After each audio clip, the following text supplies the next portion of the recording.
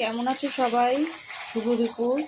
দেখো আমি এটা কি রান্না করছি বলো তো। আজকে স্পেশাল, সানডে স্পেশাল মটনের ঝোল করব। কড়াইতে একটু কষিয়ে নিচ্ছি। দিয়েছি হচ্ছে বড় বড় করে আলুর পিস, আর এই হচ্ছে পেঁপে। পেঁপে দিয়ে মাটন করলে ভালো হয়। আর এই দেখো মাটনের নাল্লি। যাই হোক, আজকের রেসিপিটা জমে যাবে। সানডে, তাই একটু স্পেশাল খাওয়া দাওয়া। আর কি করেছি বলো তো, মাটন হলে তো কিছুই লাগে না, সাথে স্যালাড থাকলেই হয়ে যায়। কিন্তু করেছি মসুর ডাল বেশ পাতলা করে, আর করেছি পটল ভাজা, লঙ্কা ভাজা, আর সাথে আছে গন্ধরাজ লেবু। আর কুকারটা রেডি করে রেখেছি, কষা হয়ে গেলেই কুকারের মধ্যে দিয়ে সিটি দেবো। তো রান্নার রেসিপি আমার আজকের মেনু এটাই। তোমাদের রান্না কি কি হচ্ছে, কে কি করছো আমাকে জানিও।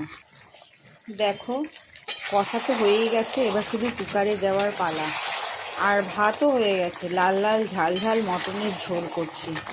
তো রান্নাটা আরেকটু বাকি আছে, কুকারে দিয়ে সিটি দিলেই কমপ্লিট হয়ে যায়। দেখো কুকারে এখন একটু ফোড়ন দিয়ে দেব, তেজপাতা, শুকনো লঙ্কা। আর এখানে আমি গরম জল করে রেখেছি, গরম জলটা আজকে দেব।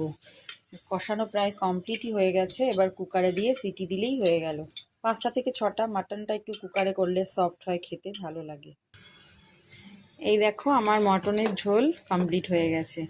কি সুন্দর লাল লাল ঝাল ঝাল মটনের ঝোল করলাম। তো চলো, এখন বাকি আছে কিছু কাজ, স্নান করা, তারপরে লাঞ্চ করব।